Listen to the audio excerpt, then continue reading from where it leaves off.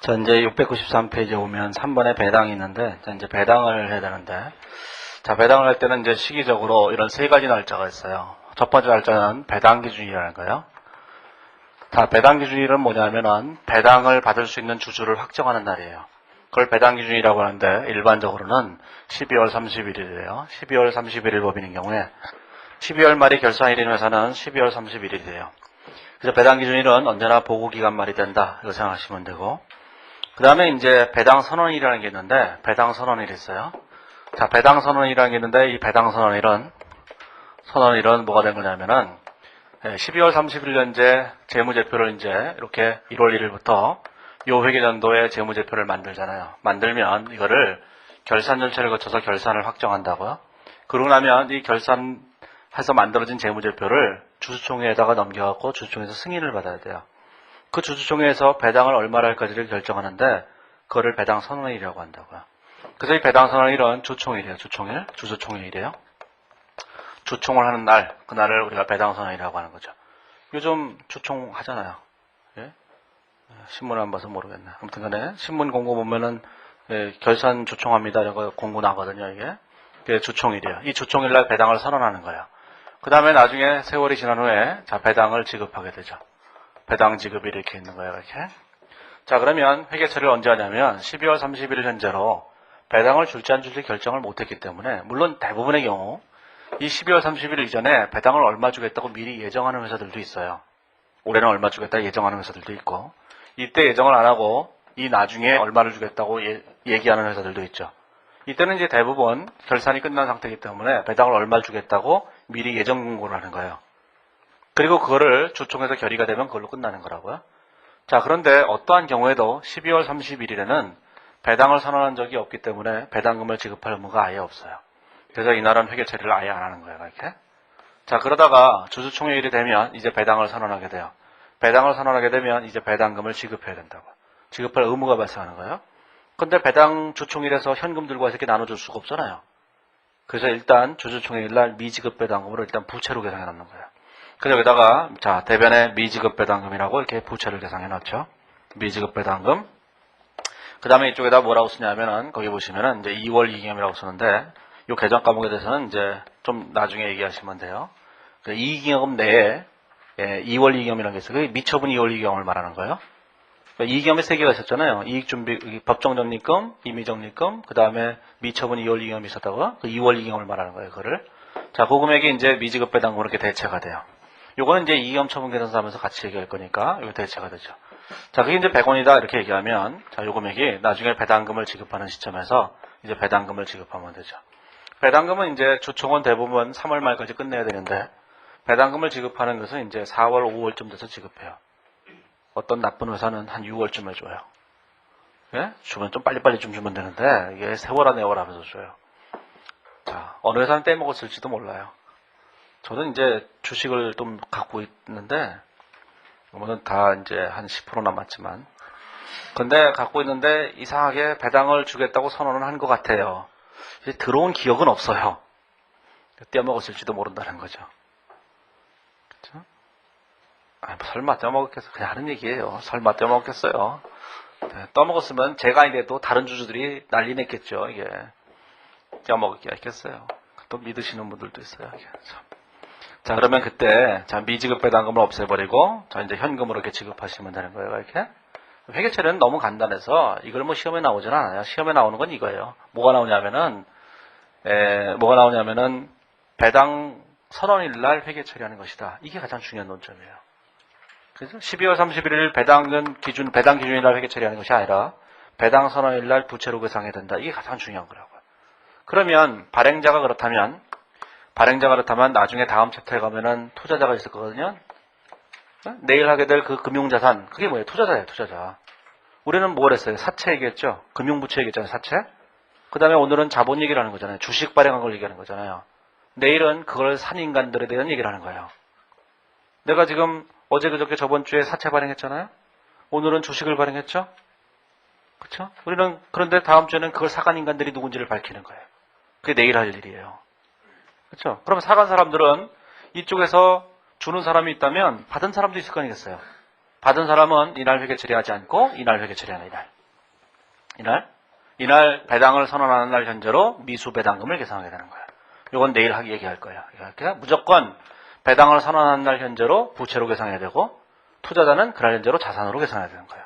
미수 배당금이라 갖고. 자, 여기서는 이제 그 얘기 외에는 별로 중요한 얘기가 없어요. 이게. 그래서 거기 보시면 뒤에 가보시면 자, 가로 1번에 보면 현금 배당이 있는데 거기 이제 예제 11번인데 예제 11번 아무것도 없어요. 2009년 12월 31일 현재로 결산 조치를 수행하면서 현금 배당으로 10만 원을 지급하기로 예정하고 있다. 12월 30일에 어떻게 회계 처리해야 되나? 없다. 그러니까 회계 처리가. 그렇죠? 그 다음에 조총일 날인 3월 4일 날에 자, 배당금 예정이 원안대로 승인됐다 그러면 뭐가 돼요? 차변에 2월 이염 대변에 미지급 배당금 이러면 되는 거고 나중에 지급할 때 차변에 미지급 배당금 대변에 현금으로 끝나는 거예요. 그러니까 요 회계 처리가 그냥 똑같죠? 아무것도 없어요. 자, 그 다음에 695페이지에 보시면 695페이지에 보면 주식 배당이 있는데 자, 주식 배당이라고 하는 것은 뭐냐면은 주식을 배당해 주는 거예요. 그러면 주식을 배당해 준다면 자, 여기 보세요. 자, 이게 현금을 준다면 미지급 배당금이겠죠.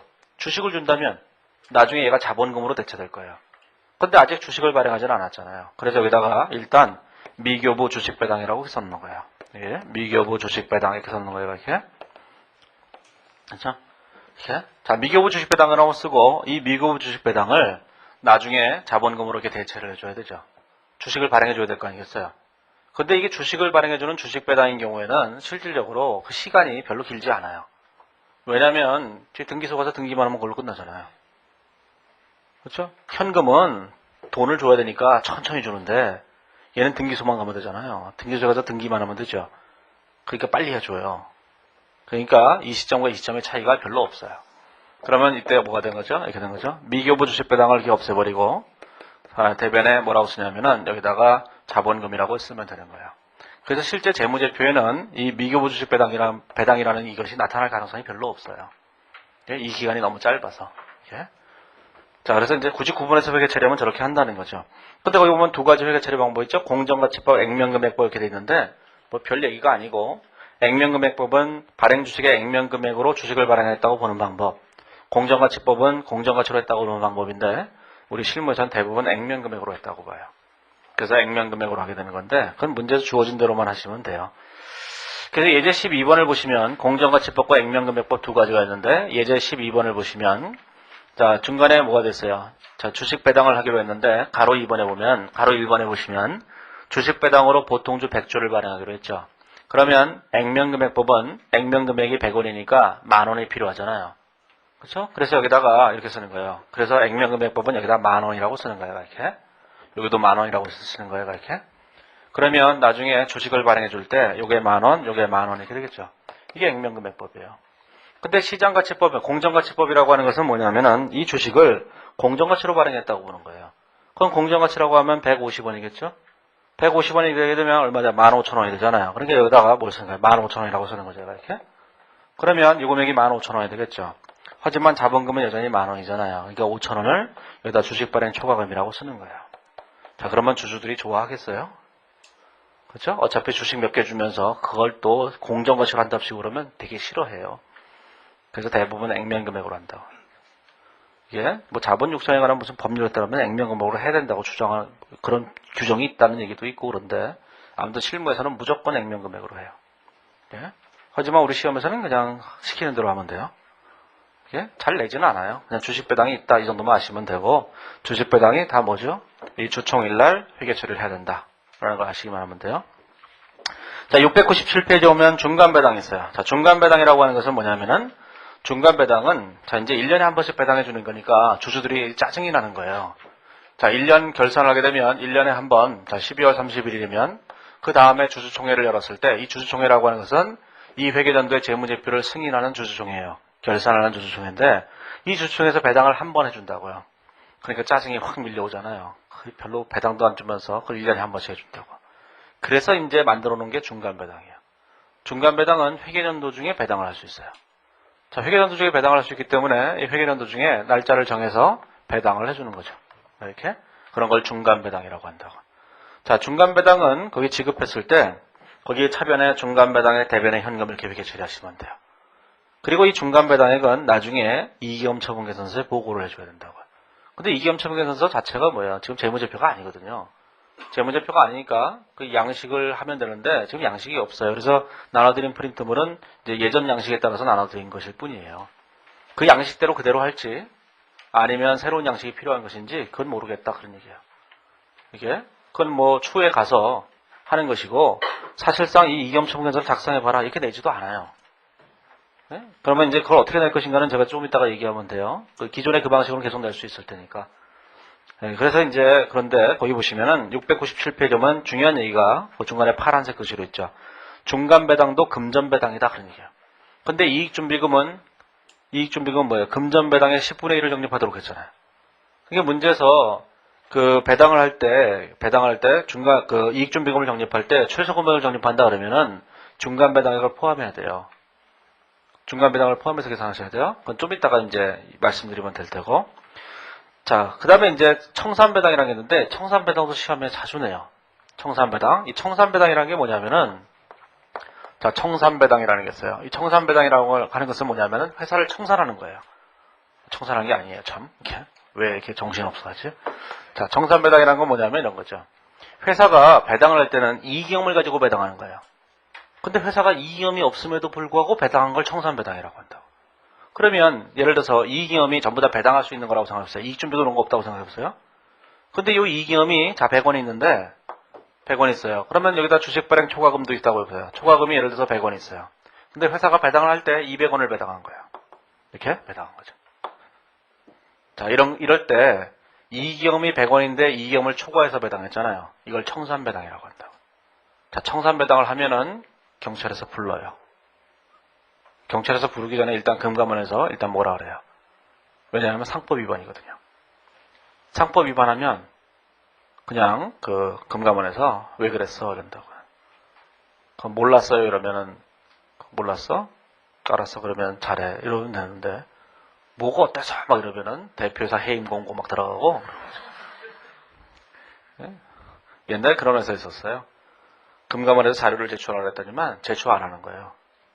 회사가. 그래서 왜 제출 안 하냐 그랬더니만 니들이 뭔데 제출 안 하냐고. 생각해보면 금감원은 아무것도 아니거든요. 금감원이 뭐예요? 아무것도 아니거든요. 정부기관도 아니고 정부기관 아니에요. 금감원은. 정부 유관기관이라고 하면 모를까. 정부기관이 아닌데 사설기관에다가 이제 감독 권한을 준 거예요. 그게 금융감독원이에요. 그러니까 뭐냐면 사설 정보업체 같은 거예요. 그러니까 근데 니들이 뭔데 이런 거예요. 이게.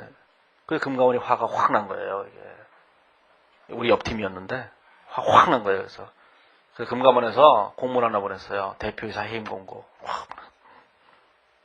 그때 뭐 뭐야 이거는 그거죠.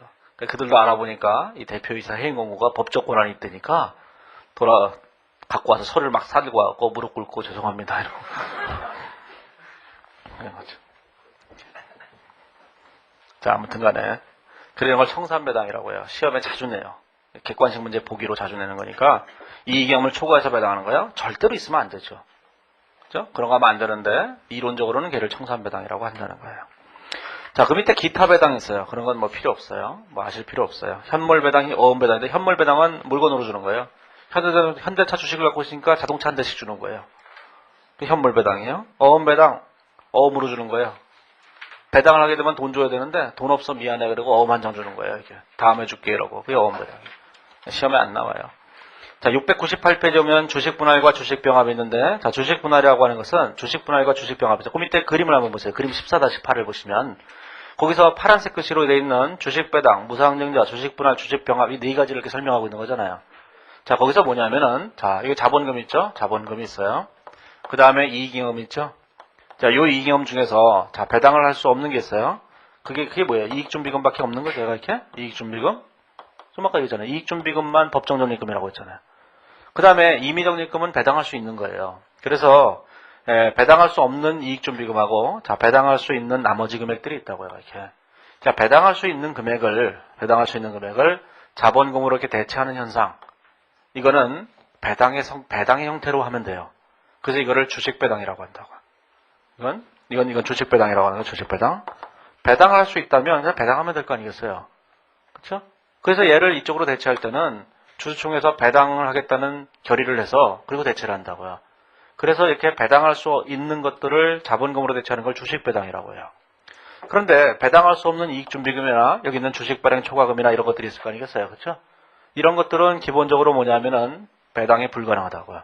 그래서 배당의 절차를 거치지 못하죠. 그래서 얘네들을 어디로 해야 되냐면 자본금으로 이렇게 대체하는 현상을 무상증자라고 하는 거예요. 자, 무상증자와 주식배당의 공통점이 뭐냐? 자본이 변하지 않는다는 거예요. 그러면 자본이 변하지 않는다는 걸 아실 때 이렇게 하시는 게 제일 편하죠. 자, 어떤 회계처리를 하든지 간에 자산과, 여기 자산 있죠? 자산과 부채가 변하지 않으면 절대로 자본은 변하지 않는 거예요. 그러면 주식배당을 한다고 해서 회사에 돈 들어오는 게 아니죠? 주식배당을 한다고 해서 돈 나가는 게 아니에요. 그러니까 자본이 변동이 없는 거예요. 무상증자를 한다 하더라도 돈이 들어오거나 나가는 게 아니에요. 그래서 변동이 없는 거예요. 그렇죠? 자기 주식을 취득하게 되면 돈이 나가죠. 그래서 자본이 변하는 거예요. 자기 주식을 팔게 되면 돈이 들어오죠. 그래서 자본이 변하는 거예요. 자기 주식을 소각하면 어떻게 돼요? 그냥 불태우기만 하는 거잖아요. 그러니까 돈이 나가지도 않고 들어오지도 않죠. 그래서 자기 주식의 소각은 자본의 변동이 없는 거예요. 뭐든지 생각을 하실 때 자본이 왜 변동하느냐 이런 생각을 하실 때 구체적으로 구성 내역이 얼마 변동하느냐 이런 걸 잘 안 내고 전체적으로 자본이 변하냐 안 변하냐 이런 걸 따진다고요. 이게 그러니까 전체적으로 객관식들이 다 그래요. 그래서 전체적으로 자본이 변하냐 안 변하냐를 따질 때는 항상 무슨 생각을 하셔야 되냐면 자산과 부채가 변하냐 안 변하냐 이걸 가지고 따지면 돼요. 그러면 아까 얘기했던 유상증자 이렇게 돼 있잖아요. 증자, 자 감자 이렇게 돼 있죠. 자 유상, 무상 이렇게 돼 있죠. 이렇게 그렇죠? 자 무상은 뭐예요? 돈이 들어오지도 않고 나가지도 않는다는 얘기잖아요. 이런 경우는 뭐예요? 자본이 변하지 않는 거예요, 절대로. 자, 유상이라는 것은 돈이 왔다 갔다 했다는 거예요. 유상증자 뭐가 돼요? 자본이 늘어나요. 유상감자 돈이 빠져나갔다는 거예요. 돈이 나가죠. 그렇죠? 이걸 계산하실 때 지금은 좀 힘드시겠지만 나중에 계산하실 때는 항상 자산과 부채의 변동을 가지고 계산하셔야 돼요. 자산과 부채의 변동, 그게 자본의 변동이에요. 이게? 자, 그래서 이런 생각을 좀 해보실 필요가 있어요. 그러니까 주식 배당하고 무상증자는 자본의 변동이 전혀 없다는 얘기예요. 대신 뭐가 되죠? 자본금이 늘어나죠. 그렇죠? 다른 게 줄어드는 대신에 자본금이 늘어나는 거예요. 자, 그런데 주식 분할과 주식 병합이라고 하는 것은 이런 거죠. 주식 분할과 주식 병합은 자, 5,000원짜리 주식을 옛날에 5,000원이었던 액면가 5,000원짜리 SK텔레콤 주식이 있었어요. 90년대 초반에 액면가 5,000원이었다고 주가가 500만 원이었어요. 500만 원. 500만 원? 근데 유가증권 시장의 상장법인들은 지금은 아니지만 유가증권 시장에 있는 회사 주식들은 10주 단위로 거래를 해요. 500만 원짜리를 10주를 거래하려면 5천만 원이 필요해요. SK텔레콤 주주가 되려면 5천만 원이 필요하죠. 90년대 초반에 집을 팔아야 돼요. 그래야 SK텔레콤 주주가 될 수 있는 거예요. 아니면 큰 집은 전세를 줘야 되죠. 이렇게 반을 월세로 전세를 줘도 월세 갖고는 안 돼요. 그러면 SK텔레콤이라는 이 좋은 회사 주식을 국민이 가질 수가 없잖아요. 그래서 하는 게 뭐냐면은 분할을 하는 거예요. 이렇게. 그래서 얘를 액면가를 얼마로 분할하면 500원짜리로 액면가를 이렇게 낮춰요. 액면가를 낮추게 되면 주가가 50만 원으로 거래를 시작해요. 다음날. 자, 그러면서 주식수는 10배가 늘어나요. 주식수는 이전에 100만 주가 있었는데 그때 얼마가 되죠? 1000만 주로 늘어난다고. 자, 그것을 우리는 뭐라고 하냐면은 주식 분할이라고 하는 거예요. 주식 분할. 자, 주식 병합이라는 것도 있어요. 주식 분할이라고 하는 것은 그러면 뭐 하겠어요? 주식 분할은 이런 목적으로 하는 거예요. 주가가 너무 높아서 거래가 안 돼요. 롯데칠성 120만 원 거래가 돼요? 하루 종일 해봐 540주 이렇게 거래한다고요. 540주 거래하고 뭐 상한가 가고 막 이래요. 예? 120만 그런 주식들은 다 그래요. 태광산업 뭐 하루에 20주 거래되기도 하고 어느 날은 오늘은 거래하지 말자 이러고 그냥 하루 종일 땡치고 끝나기도 하고 이런다고요. 이게. 자, 그렇기 때문에 그런 것을 거래를 활성화하기 위해서는 가격을 낮춰야 돼요. 그때 하는 게 주식 분할이에요. 주식 병합은 아주 거지 같은 주식들이 있어요. 50원 하는 주식들이 있어요. 이게. 그러면 남들이 보기에 아주 쓰레기로 보이잖아요. 그렇죠? 예를 들자면 600원짜리 주식이 있어요. 600원짜리. 그럼 600원짜리 주식은 쓰레기처럼 보일 거 아니겠어요? 사실은 액면가가 500원이기 때문에 6,000원은 하는 거거든요. 그러면 유가증권 시장 같은 데 보면은 6,000원짜리 주식 많아요. 지금 4,000원짜리 주식도 있고. 근데 걔는 액면가 5,000원짜리이기 때문에 4,000원짜리 주식은 400원밖에 안 하는데 그래도 4,000원 하니까 느낌상으로 꽤 가네 이렇게 생각한다고요. 그래서 우리 회사가 너무 쓰레기처럼 보이는 게 싫으니까 얘를 이렇게 하는 거예요. 얘를 액면가를 5,000원으로 바꾸는 거예요. 얘를 주식 병합이라고 한다고요. 자, 그래서 주식 병합과 주식 그래서 이제 얘가 6,000원으로 거래가 시작돼요. 하지만 곧 600원이 다시 돼요. 예? 원래 이제 망해가는 회사들이 다 그렇게 되거든요. 곧. 자, 그래서 뭐가 되는 거냐면은 주식 병합과 주식 분할은 자본금 총액은 절대로 안 변해요. 아무것도 안 변해요. 그냥 주식수만 변하고 액면 금액만 변하는 거예요. 그런 걸 주식 병합, 주식 분할이라고 하는 거죠. 자, 이제 699페이지에 보면 이익염의 처분이라는 게 있는데, 자, 이익염의 처분을 어떻게 할 것인가 이런 생각을 해보죠. 자, 이제 그거를 이해하기 위해서는 이제 이익염 처분 계산서가 아예 기존에 재무제표에 없기 때문에 아예 없어서 국제 기준에 없어서 아예 안 써놨었어요. 근데 아까 말씀드린 것처럼 저번 2월 달에 2월 중순쯤에 국제회의 기준 재무제표 표시에 관한 기준서를 개정했다고요. 개정하면서 딱 한 줄을 집어넣는데 거기에다가 이익염 처분 계산서를 우리가 주석으로 집어넣자. 이렇게 하나 집어넣은 거예요. 그래서 이제 그 양식을 하나 집어넣은 건데 나눠드린 프린트물을 보시면 거기 3번에 이익염 처분 계산서가 있는데 거기 뭐라고 되어 있냐면은 이렇게 써 있죠. 상법 등에서는 기업들에게 이익염 처분 계산서 작성을 요구하고 있다. 그러나 국제회의 기준에서는 이익염 처분 계산서에 대한 규정이 없으므로 국제회의 기준을 준수하는 경우에는 재무보고가 한국의 법률 체계와 일관성을 유지할 수 없게 되는 문제점이 있다.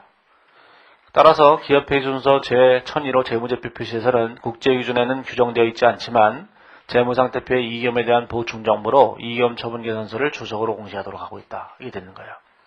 그래서 이 이익염 처분 계산서를 앞으로 주석으로 공시해야 되는데 이 양식은 예전에 우리나라 기준에서 사용했던 양식일 뿐이고 앞으로 새로운 양식을 만들지도 모르겠고 거기 보면 그 개정안에 보면은 거기 보면 앞으로 이 양식을 만들겠다 이런 내용이 좀 있어요. 그래서 지금 현재로서는 이렇다는 거예요. 이게.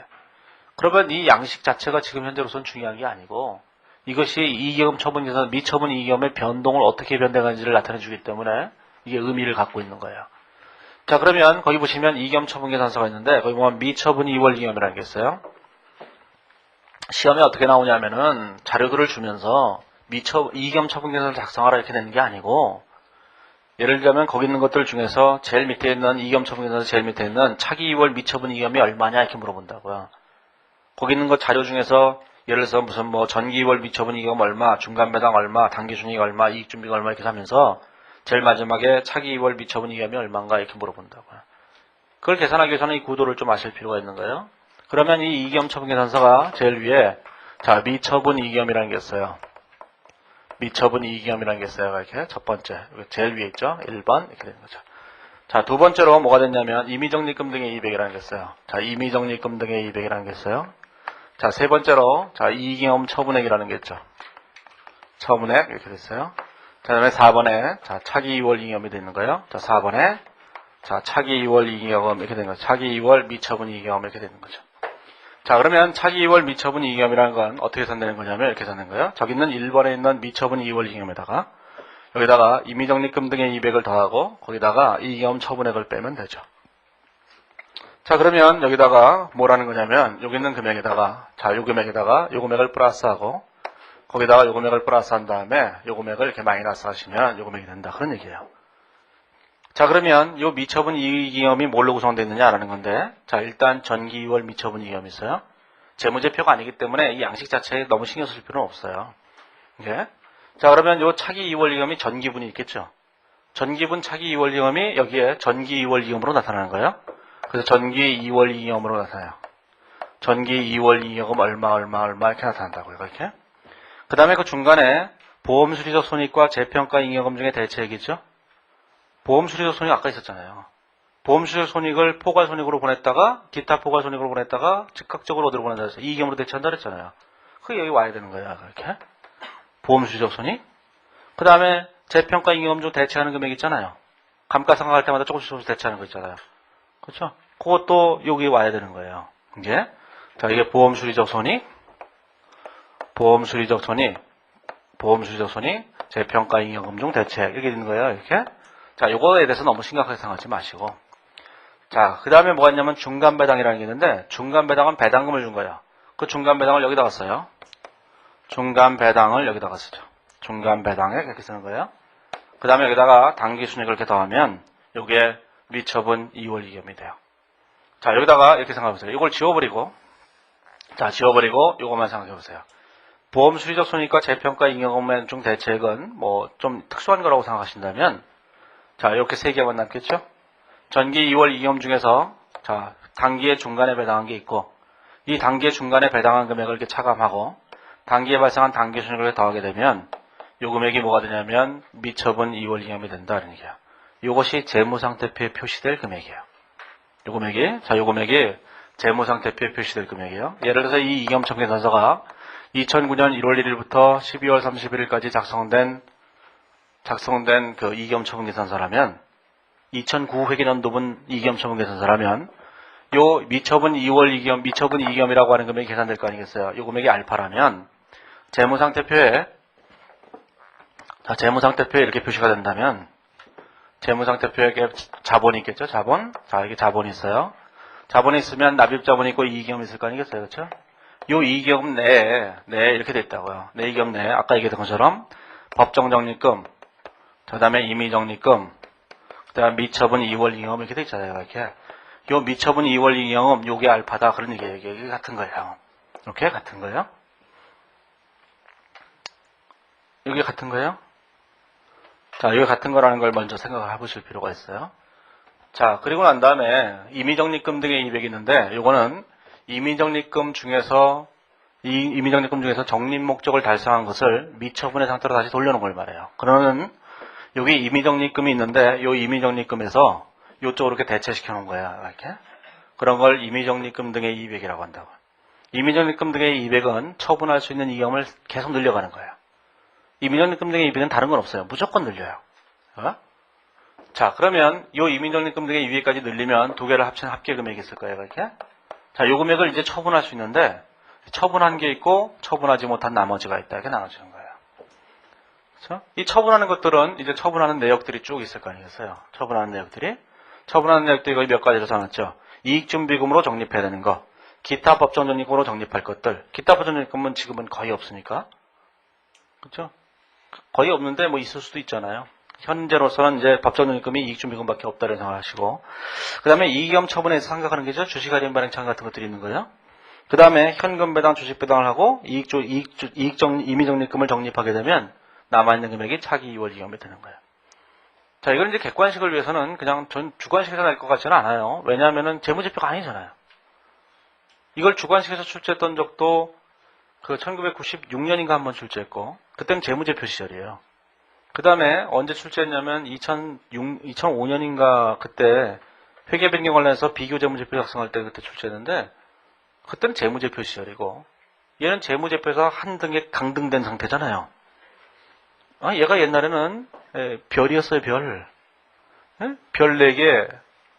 별 4개가 뭐예요? 재무상태표. 이거 있잖아요. 그렇죠? 별 3개. 여기도 위계절차가 있으니까 손익계산서. 그 다음에 제일 위에는 뭐야? 그건 나죠. 나. 내가 재무제표를 보니까 내가 대장이죠. 내가 국가원수고 그 밑에 재무상태표, 손익계산서 있었던 거예요. 그 밑에 이익위험처분계산서 있었는데, 이익위험처분계산서가 작성 순서로 3번째였거든요. 이익위험처분계산서가. 그 다음에 별 하나가 이제 현금오름표였다고요. 이렇게. 어느 날 갑자기 자본변동표라는 미친놈이 하나 등장해서, 여기서 얘가 자본변동표 외국에서 저기 거기 뭐예요? 저기 유럽연합군에 있었던 애인데, 그건 뭐 좋아요. 미군이라고 해도 좋아요. 얘가 갑자기 우리나라로 배치돼 온 거예요. 배치돼 갖고 지가 여기라는 거예요. 지가. 그래서 이제 얘랑 맨날 싸웠거든요. 네가 왜 여기야? 내가 여기지. 이러고 둘이 막 싸우다가 얘가 여기 됐나 하도 오래돼서 기억이 안 나네. 그러다가 얘가 서서히 세력을 확장하면서 일부러 조금씩 밀어내거든요. 그러다가 이제 이번에 국제유전을 도입하면서 얘는 뚝 떨어져 버린 거예요. 그렇죠? 얘들이 쿠데타를 일으킨 거죠. 이렇게. 그 얘는 이제 이등병으로 이렇게 강등당하고. 그래서 명예 제대를 한 거죠. 제대를 했는데 거기 보면은 이제 요번에 3월달에 하면서 이제 과거사 진상규명위원회 이런 거 열어갖고, 뭐야 얘는 왜 이렇게 된 거야 이래갖고 얘를 좀 복권시켜주자. 이런데 즉각 복잡시킬 수가 없으니까, 그냥 아무튼간에 그냥 별이나 달고 다녀 이러는 거죠. 이게. 그래서 이제 주석으로 기재하자 그런 거 한 건데, 그래서 이제 얘를 낼 것 같지는 않아요. 다만 이 구조를 알아야지만 문제에서 차기 2월 이익을 물어볼 때 사실 이 재무제표를 보고 하는 게 더 편하거든요. 이 이익위험처분 양식을 보고 하는 게. 그래야 구조가 어떻게 흘러가는지 알 수 있으니까. 그래서 중요한 얘기는 뭐냐면은 이거 얘기예요. 여기는 요금액이 기말 재무상태표에 표시된 거니까 여기까지는 12월 31일자로 회계 처리가 끝나야 돼요. 그 다음에 여기 있는 이 금액들은 언제 하는 거냐? 주주총회에 하는 거예요. 주주총회. 그러면 2009년도가 있을 때 2009년도 주총은 2010년에 열리는 거잖아요. 그렇죠? 2010년 2월 3월 달에 열리는 거예요. 그래서 얘는 2010년 2월 달에 주총을 열었을 때 그때 회계 처리를 하는 거예요. 회계 처리를. 그 구조만 아시면 돼요. 그래서 그 뒤에 이제 예제를 한번 해보시면 되는데, 예제 어디 보시면 되냐면은 거기 그 114장을 한번 보시면 14장이 아니라 701페이지를 한번 보시면 거기 이렇게 되어 있어요. 예제 13번을 보시면 이겸의 처분이 있는데 A사는 2009년 2월 22일에 개최된 2008년도 정기주주총회에서 이겸을 처분하고 차기로 미처분 이익잉여금 12만 원을 이월하였다. 그런 얘기죠. 그러면 전년도에 요 2월된 금액이 12만 원이었다. 그런 뜻이에요. 이렇게 여기 2월됐다는 거예요. 제가 이렇게 이해하시겠죠? 이게 그 전년도께 2008년도께 그렇게 됐다는 거예요. 지금 2009년도 가는 거니까. 자, 그러면 여기다가 이렇게 하나씩 써보세요. 이렇게 복잡하니까 좀 지우고 여기다 이제 쓰는 법만 그냥 잠깐 얘기하면 이렇게 됐어요. 뭐 쓰는 게 별로 어려운 건 아니니까. 여기다가 이제 그 미처분 이익잉여금, 자 전기 2월이 그게 있었다는 거죠. 저 전기 2월 미처분 이익잉여금이 있었다는 거예요. 자, 그 금액이 얼마냐면 여기 12만 원이 있었다는 거예요. 자, 그 다음에 가로 2번에 보면 당기순이익으로 20만 원을 보고했는데 중간배당으로 지급한 금액이 5만 원, 그 다음에 재평가로 발생한 재평가잉여금 좀 만 원을 이익잉여금으로 대체했다 이렇게 돼 있잖아요. 자, 그러면 여기다가 자 재평가잉여금 중 대체한 금액이 있어요. 재평가잉여금 중에 대체한 게 있죠. 이렇게 감가상각할 때마다 대체하잖아요. 몇 개를. 그 대체한 금액이 얼마냐면은 그게 만 원이었다 이런 얘기가 돼 있고. 자, 그 다음에 중간배당액이 얼마 되었냐면은 5만 원이라고 돼 있고. 자, 중간배당이 이게 5만 원이라고 되는 거예요. 5만 원. 중간배당은 이익잉여금을 줄이는 거예요. 배당해 준 거니까. 그 다음에 당기순이익이 얼마가 됐냐면 당기순이익이 20만 원이 있다 이렇게 된 거죠. 이렇게 된 거예요. 자, 그러면 요걸 다 합치게 되면 미처분 2월 이익잉여금이 되는데 요거를 12월 31일자로 회계 처리를 해야 된다는 거예요. 그러면 12월 31일자로 회계 처리한다고 할 때 우리가 이렇게 되겠죠. 회계 처리를 할 때. 자, 회계 처리할 때 자, 12월 31일 날 이제 회계 처리를 하는데 이렇게 회계 처리가 돼요. 자, 뭐가 되냐면은 자, 전기 2월 이익잉여금이 12만 원이 있어요. 그래서 전기 2월 이익잉여금이 여기 2월 이익잉여금이요. 자, 전기 2월 이익잉여금이 얼마냐면 자, 12만 원 이렇게 되는 거예요. 이렇게. 다음에 재평가 잉여금 중에서 대체한 금액도 있죠. 여기다 재평가 잉여금이라는 게 있는데 이 금액이 자, 만 원이 사라지겠죠. 자, 중간배당액이라는 것도 사라지겠죠. 중간배당액이라고 했던 금액이 얼마야? 5만 원이 이렇게 사라지는 거예요. 이렇게. 중간배당액을 없애버리고 걔를 이익잉여금을 줄인다고요. 그래야지 배당이 되는 거 아니겠어요. 물론 배당금은 미리 지급했죠. 예전에. 그 다음에 당기순이익은 집합손익계정이죠. 자, 집합손익계정이라고 하는 금액이 여기 20만 원이 있죠. 이걸 다 합치게 되면 이게 미처분 2월 이익잉여금이 된다. 그런 얘기예요. 그 분계를 거기 보시면 28만 원 이렇게 됐어요. 자, 28만 원이 이게 미처분 2월 이익잉여금이 되는 거죠. 요 금액이 12월 31일 현재 재무상태표에 표시가 돼야 되는 거예요. 그게 미처분 2월 이익잉여금이에요. 자, 그 다음에 자, 이제 임의적립금 등의 이백과 이익잉여금 처분액이 있는데 이건 자료로 다 주어져요. 주어지기 때문에 주어진 대로 쓰기만 하면 되는데 거기 보시면 가로 3번에 보면 기술개발 적립금 2만 원과 사업사 적립금 3만 원을 이입하기로 했다 그랬죠? 그럼 적립금 2만 원과 3만 원을 이렇게 적립하기로 한 거잖아요. 그렇죠? 이입하기로 했죠? 거기 보시면 뭐라고 됐냐면 기술개발 적립금 그 다음에 또 뭐냐면 사업확장 적립금을 이렇게 이입하기로 했잖아요. 요 두 금액은 임의적립금 등의 이익은 무조건 뭐가 돼요? 이익잉여금을 늘리는 거예요. 이게 미처분 2월 이익잉여금을 이렇게 늘린다고요. 그래서 거기 가보시면 어떻게 됐냐면 이렇게 처리했죠. 거기 2010년 2월 18일날 주주총회에서 임의적립금을 이입하는 회계 처리를 하죠. 그래서 임의적립금을 이입하는 회계 처리냐 기술개발준비금 적립금 2만 원, 사업확장 적립금 3만 원 이런 다음에 요게 다시 미처분 이걸 이렇게 늘려놓죠. 이게 5만 원을 이렇게 늘려놓는 거예요. 자, 여기까지가 이제 12월 31일까지 회계 처리한 거고 요건 다음 년도에 회계 처리하는 거예요. 이렇게 주주총회에서 시간이 다르다는 걸 아셔야 돼요. 자, 그리고 난 다음에 뭘 해야 되는 거냐면은 이제 요 두 개를 합친 금액이 미처분 2월 이익잉여금이 되잖아요. 그래서 이게 합친 것이 얼마야? 33만 원이니까 그 금액을 이제 처분하는 회계 처리를 하는 거예요. 처분하는 내용도 다 주어져요.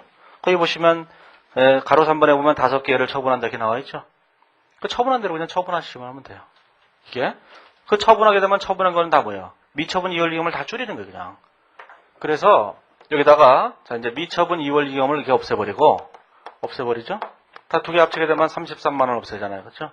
33만 원 없애버리고 그 다음에 이거를 하나씩 처분하는 거예요. 거기 있는 걸 하나씩 쓰시면 돼요. 순서대로. 자, 현금 배당. 그럼 원래 미지급 배당이죠. 이렇게. 미지급 배당금의 현금 배당은 그 다음에 뭐가 됐어요? 이익준비금 적립에 여기에 이익준비금. 자, 재무구조 개선 적립금 이렇게 하나씩 쓰시면 돼요. 그 다음에 제일 마지막에 2월 이익금 이렇게 쓰시면 되는 거죠. 시험에 뭐가 나오냐 하면은 이런 자료들을 하나씩 줘요. 그 문제처럼. 거기 701페이지처럼 예제 13번에 있는 자료를 이렇게 준다고요. 이거보다 훨씬 더 정리해줘요. 정리해주면서 뭐라고 얘기하냐면 차기 2월 이익금이 얼마냐 이렇게 물어보는 거예요. 그 차기 2월 이익금이 얼마냐 이렇게 물어보는데 물어봤을 때 우리가 이제 차기 2월 이익금이 얼마냐 이렇게 물어봤을 때 이익금 처분 계산서가 없으면 여기 구조를 잘 모르잖아요. 분개만 해갖고는. 근데 이 이익금 처분 계산서가 있으면 구조를 좀 알기가 쉽다고요. 그렇죠? 예, 저는 이제 국제기준에 없어서 아예 빼버렸는데 다시 이제 집어넣었으니까 주석으로 기재한다니까 그래서 다시 그 정오표에 이렇게 넣어놓은 거예요. 여기서 아셔야 될 거는 뭐냐면 재무회계는 수시로 바뀌어요. 이렇게 국제기준 지금도 개정되고 있어요. 걔네들 할 일이 뭐 있어요. 맨날 개정만 하는 거예요. 네? 연결재무제표 작년 2007년 12월 31일 날 2007년 12월 30일 연결재무제표 기준서 만들었다고요. 국제기준 번역한 거. 2008년 12월 30일 날 공표된 국제기준 그 연결재무제표 쪽에서 뭐라고 되냐면 가로 열고 이렇게 됐어요. 전면 개정. 이때 왜 발표했는지 모르겠어요. 한 번도 시행 안 하고 전면 개정 이렇게 됐어요. 요새 한국기준원에서 또 그런 얘기예요. 무슨 얘기냐면 연결재무제표를 국제기준으로 또 개정하는데 좀 얘기 좀 해보자. 토론회를 뭐 개최한다나 이래요. 그 얘기가 뭐냐면 국제기준에서 연결재무제표를 개정하는데 우리도 좀 입김을 넣어보자. 우리도 의견을 좀 내보자. 그러면서 또 토론한다고 앉아있다고. 자, 그러면 예를 들어서 연결재무제표 책을 쓰거나 공부를 막 해놓으면 그 사이에 또 개정되고 있다는 거죠? 개정되자마자 이게 번역해야 되죠? 시차가 존재하잖아요, 시차가. 그러니까 항상 개정이 되는 거예요, 이게. 그러니까 우리나라 기준도 계속 그래왔지만 국제기준은 우리와 관계없이 막 개정돼 버리잖아요, 이게. 우리 국내 상황과 관계없이. 개정되자마자 곧바로 번역해서 사용하는 거예요. 그러니까 재무회계 특징, 자주 개정되기 때문에 언제나 학원 홈페이지를 눈여겨봐야 되는 거예요. 뭐가 정오표가 나왔나? 네? 추록은 뭘 낼 건가? 이런 걸 해야 되는 거예요, 이게. 세법은 매년 연말에 한 번씩만 하면 되거든요.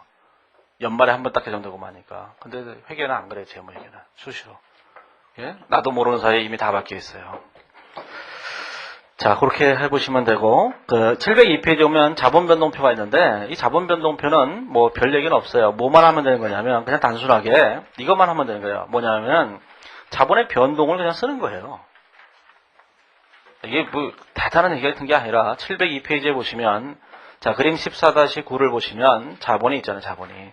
자본이 있는데, 여기다 자본의 요소들이 있죠. 자본의 요소들을 이렇게 쓰는 거예요. 뭐라고 쓰냐면은, 이렇게 항목들을. 이렇게 쓰는 거예요. 자본이, 자, 납입 자본이 있죠? 자, 납입 자본이 있는 거예요. 그 다음에 여기 이익잉여금이 있죠? 그 다음에 기타 자본 요소가 있잖아요. 그쵸? 이렇게. 이 기타 자본 요소가 있는데 이것의 변동을 쓰는 거예요.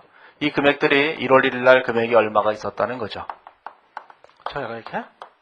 자, 이것이 1년 내내 계속 변했을 거 아니겠어요? 그래서 12월 31일 날 얼마가 됐었다라고 쓰는 거예요. 이게 자본 변동표예요. 그 다음에 제일 마지막에 기회를 쓰는 거 잡기를 이렇게 쓰면은 이게 자본변동표. 이게 뭐 재무제표예요. 이게 재무제표예요? 그냥 1월 1일부터 변한 게 뭐다라는 거 하나씩 그냥 수첩 해석듯이 쓰면 그게 자본변동표예요. 그럼 이게 어렵냐? 안 어려워요. 그냥 쓰기만 하면 돼요. 다만 이거를 객관식에서는 별로 안 내는데 주관식에서는 뭘 내냐면 이렇게 되는 거예요. 주관식에서는 여기 있는 세부적인 내역들에 대한 거래를 쭉 줘요. 거래를 쭉 주면서 주관식에서는 이 마지막 기말 금액이 얼마냐 이렇게 물어본다고요. 그러면 이 세부적인 내역들이 있으니까 그걸 다 가감할 줄 알아야 되잖아요. 가감할 줄 알아야 되는데 이걸 분개를 다 해가면서 시간이 너무 오래 걸린다고요. 이게 이 안에 보면 자기 주식 거래한 것도 있고 뭐 별게 다 있어요. 그래서 그것들을 하실 수 있어야 되는데 그건 나중에 주관식에서 하시면 돼요. 객관식에서는 뭐만 나오냐면 합계금액만 갖고 내요. 합계금액이라는 게 뭐야? 자본의 변동, 요것만 낸다고. 그럼 객관식에서는 자본이 얼마 증가했냐, 얼마 감소했냐, 이것만 따지면 되죠? 그건 나중에 객관식 공부하실 때 보면 자산과 부채 변동으로만 따져보면 쉽게 계산할 수 있어요. 그 주관식은, 객관식은 합계로, 주관식은 따로. 그러면 기타 자본 요소는 이렇게 한 줄로 표시하나? 그건 뭐예요? 그냥 하고 싶은 대로죠. 그죠? 기타 자본 요소도 이게 분류해서 쓰는 거죠, 분류해서 이렇게 쓰는 거예요, 분류해서. 중요한 것들은 다 구분해서 쓰고, 중요하지 않은 건 기타 이렇게 쓰는 거죠. 그러다 보면 종이의 넓이가 좁으니까 얘를 제목을 세로로 쓰기도 하죠. 재평가, 잉여금 이렇게 쓰기도 하죠. 그렇죠? 이게 책에다가 만들어 놓으니까 너무 길면은 너무 옆으로 퍼져갖고 책을 쓸 수가 없는 거예요. 그래서 이제 내용들이 짧아진 거예요. 그래서 그 내용을 그냥 쓰기만 하면 되는데 705페이지에 보시면 거기 뭐라고 돼 있어요? 자본변동표를 보면 이렇게 돼 있죠. 납입자본, 이익잉여금, 자기주식, 재평가잉여금 이렇게 돼 있잖아요. 그래서 변동을 쭉 쓰시면 되는데 그걸 잘하기 위해서 뭐예요? 이 중간에 있는 이 거래에 대해서 이것이 어떻게 변동하는지를 공부하셔야 되죠. 그렇죠? 그러니까 이 자본변동표 앞에 있는 것만 쫙 공부하고 나면 이거 작성하는 건 일도 아니에요. 이게 그냥 순서대로 변동 내용만 쭉 차례대로 쓰기만 하면 되는 거예요. 그게 자본변동표예요. 자본변동표는 우리가 특별하게 고려할 변동 그게 있는 게 아니다라는 생각만 하시면 돼요. 자, 그거는 뭐 나중에 주관식 할 때 하시기만 하면 돼요. 그 다음에 706페이지만 포괄손익계산서가 있는데, 자, 포괄손익계산서는 이제 완전히 단일 포괄손익계산서를 작성하는 경우도 있고 두 개의 보고서를 작성하는 경우도 있잖아요. 여기서는 그냥 두 개의 보고서를 작성하는 경우에 포괄손익계산서를 작성해 본 거예요. 그래서 손익계산서를 작성할 때 이렇게 하는 방법이 있다 그랬잖아요. 두 가지 방법은 뭐냐면은 포괄손익계산서를 그냥 하나의 포괄손익계산서를 이렇게 작성하면서 자, 여기다가 쭉 계산하고 단기순이익 이렇게 쓰고 여기다 기타 포괄손익을 써서 포괄손익에 쓰는 계산서가 하나 있잖아요. 자, 또 하나의 계산서는 그냥 손익계산서를 여기다 써서 쭉 써갖고 그냥 단기순이익 이러고 끝내고 그 다음에 그 옆에다가 자, 이제 포괄손익계산서를 또 하나 작성하는 거죠. 포괄손익계산서를 작성하면서 여기서는 단기순이익부터 출발해서 이렇게 계산하는 걸 쓰는 거잖아요. 그렇죠? 여기서 예제는 요걸 만약에 작성해보자 이렇게 얘기한 거예요. 예? 뭐 시험에서야 뭐 포괄손익에 관한 얘기가 나온다면 기타 포괄손익에 관한 얘기가 나온다면 요것만 작성하라고 할 거 아니겠어요? 이 위를 작성해서 뭐 하겠어요? 이렇게. 그렇죠? 요 밑에를 작성하는 얘기를 할 건데 거기 보시면 거기 707페이지에 보시면 우리가 아직 공부한 게 두 개밖에 없잖아요. 하나가 뭐죠? 재평가잉여금, 기타 포괄손익에 또 하나가 보험수리적 손익. 그 보험수리적 손익도 무조건 단기손익으로 단기에 반영하는 건 아니에요. 단기에 반영하는 방법도 있고 다른 방법도 있다 그랬잖아요. 그렇죠? 다른 방법은 어려워서 보론해서 얘기를 안 한 거고 그리고 다른 방법으로 하는 경우에는 여기 안 나타나요. 걔는 기타 포괄손익이 나타난 게 아니라고요. 그러니까 단기에 발생한 연도에 직접 반영하는 것만 이 기타 포괄손익이 나타나는 거예요. 예? 그래서 이제 손익계산서를 작성할 때 여기다 단기순익을 썼으면 요 밑에다가 뭐예요? 재평가잉여금 이렇게다 쓰고 그 다음에 그 밑에다가 뭐 써요? 보험수리적 손익. 거의 뭐 주어져 있으니까 쓰기만 하면 되죠? 보험수리적 이익 이렇게 쓰기만 하면 이렇게 되는 거예요. 이렇게. 자, 얘는 어디로 가요? 자본요소에 재평가잉여금 누적액으로 가고 얘는 어디로 가요? 이익형으로 직접 간다 그런 얘기예요. 그렇죠? 예? 그러면 이제 내일 하게 될 금융자산에서는 뭘 해야 되느냐? 여기 하나 더 있죠. 매도 가능 금융자산 평가손익. 그렇죠? 이 매도 가능 금융자산 평가손익이 처분되거나 손상됐을 때는 단기손익을 보내야 되는데 단기손익을 보낼 때 재분류 조정의 방법을 택한다는 얘기예요. 그 재분류 조정이 뭔지를 이제 아셔야 되는 거예요. 재분류 조정이 아주 재밌는 회계처리예요. 예? 그 지금 시중에 있는 재분류 조정에 관한 회계처리를 해놓은 책들이 있는데 다 개판이에요. 그렇게 하고 안 된다고요. 이게. 그렇게 하게 되면 손익계산서의 재분류 손익이라고 하는 재분류 조정이라고 하는 개정 과목 자체가 안 나타나요. 근데 요즘은 다 전선화가 있어갖고 회계 처리를 이렇게 집어넣으면 그게 전부 다 출력이 되게끔 돼 있다고요. 근데 회계 처리 자체에 재분류 조정이라는 게 아예 안 나타나요. 요즘 다른 책들을 보면은. 그럼 뭐예요? 실무에서 재무제표를 못 만든다는 거 아니겠어요? 물론 이제 출력된 나오면 그걸 지우개로 이렇게 좀 화이트로 지우고 저기 표시를 좀 다르게 해주기만 하면 되는데 네, 그러기에 우리는 너무 컴퓨터에 노예가 되어 있기 때문에 분결해서 딱 집어넣는다고요. 이게. 그렇기 때문에 회계 재분류 조정을 위해서는 우리가 일반적으로는 처분에 관한 회계 처리하고는 좀 다른 회계 처리를 해야지만 재분류 조정이 돼요. 많은 책들이 이제 재분류 조정에 대해서 별로 안 써놓고 있어서 재분류 조정이 굉장히 중요한 건데 그 재분류 조정의 방법을 채택해서 단기 손익을 보낸다고요. 그런 항목들이 여러 개가 있어요. 파생상품 쪽도 있고 여러 가지가 있거든요. 그 내일은 이 재분류 손익을 이걸 어떻게 작성하는지에 대한 얘기를 할 거예요. 한 가지만 아시면 금세해요. 이게.